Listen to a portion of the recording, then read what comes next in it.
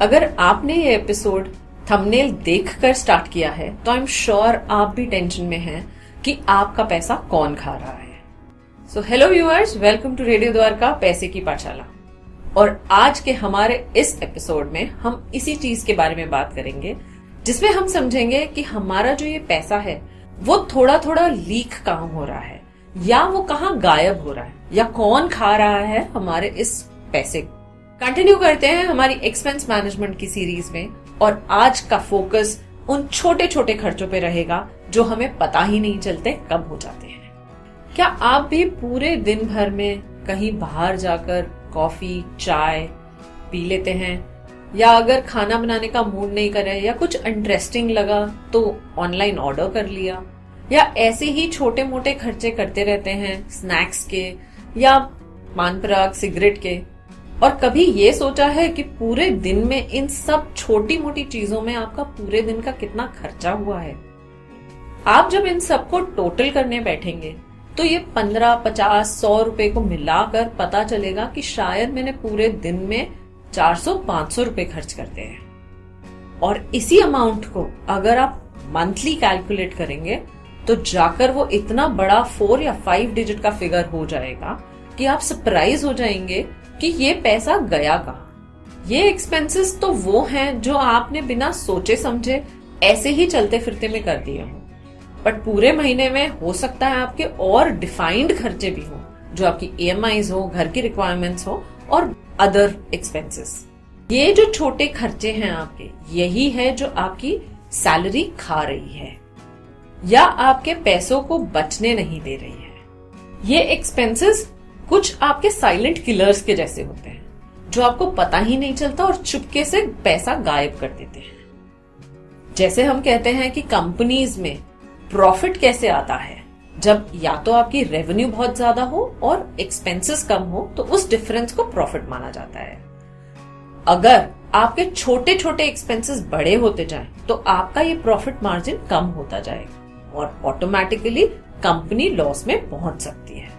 तो ये same rule हम अपने घर में भी लगा सकते हैं। जो हमारी सैलरी आती है, जो हमारी इनकम आती है, उसको हम जितना कम खर्च कर पाएंगे या रेलेवेंटली खर्च कर पाएंगे तो जो डिफरेंस है वो हमारे लिए वेल्थ क्रिएशन में हेल्प करेगा। और ये जो छोटे खर्चे हैं ये आपके उसी वेल्थ क्रिएशन को गड़बड़ कर देते हैं, क्योंकि आपको पता ही नहीं चलता और आपके एक्सपेंसेस बढ़ते जाते हैं। हम सबका फोकस नॉर्मली इनकम बढ़ाने या सैलरी बढ़ाने पे रहता है, क्योंकि हमें लगता है कि हमारी इनकम बढ़ेगी और सैलरी बढ़ेगी तो हम रिच हो जाएंगे। बट इसका एक कैच है, क्योंकि सबसे इंपॉर्टेंट है आपको ये एक्सपेंसेस यानी कि ये जो एक्सपेंस लीक्स हैं उनको फोकस करना बहुत जरूरी है। सो जो एक रिच माइंडसेट होता है वो इन एक्सपेंसेस को फोकस करता है और इन एक्सपेंसेस की लीक को कम करता है, जिससे इनकम तो बढ़े बट साथ में आपके एक्सपेंसेस का लीक भी रुक जाए और आपकी ग्रोथ ज्यादा हो। सो आप अपना रिच माइंडसेट कैसे बना सकते हैं? सो 3 सिंपल टिप्स हैं जिसको आप फोकस कर सकते हैं और आप भी अपने एक्सपेंस लीक्स को स्टॉप कर सकते हैं। सबसे पहला पॉइंट है कि आप कभी भी स्पर्ज स्पेंडिंग ना करें या अनप्लैन्ड स्पेंडिंग ना करें। जब भी आपको कोई खर्चा करना हो, चाहे वो कॉफी का हो, चाय का हो, तो समझ के करें कि क्या ये जरूरी है, क्या मैं घर पे जाके पी सकता हूँ, क्या मुझे बाहर पीनी जरूरी है या नहीं। आजकल के ऑनलाइन प्लेटफॉर्म्स ने हमारी शॉपिंग को बहुत इजी बना दिया है और इस वजह से हम सेल देखते ही खरीद लेते हैं। बट अगली बार जब आप ऐसा खर्चा करने लगे, चाहे वो छोटा सा ही खर्चा हो, तो अपने आप को रोक लें। कम से कम 24 आवर्स अगर आपने अपने आप को रोक लिया तो शायद उसके बाद आप ना खरीदना चाहें। थर्ड पॉइंट जो आप ध्यान रख सकते हैं वो है कि जब भी आपका खर्चा करने का मन करे तो आप सोचें क्या मैंने उतना ही सिमिलर अमाउंट इन्वेस्ट किया है या नहीं।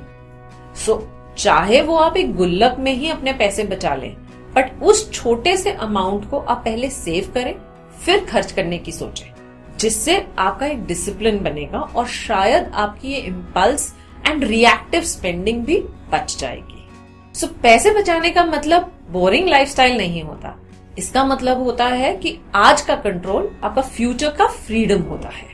सो उसी को आपको ध्यान रखना है एंड उसी हिसाब से अपने एक्सपेंसेस को कंट्रोल करके चलना है। सो आई एम श्योर आपको ये प्रोग्राम अच्छा लगा हो। आप भी अपने छोटे एक्सपेंसेस पे फोकस करेंगे और इंश्योर करेंगे कि आपका पैसा कोई ना खाए।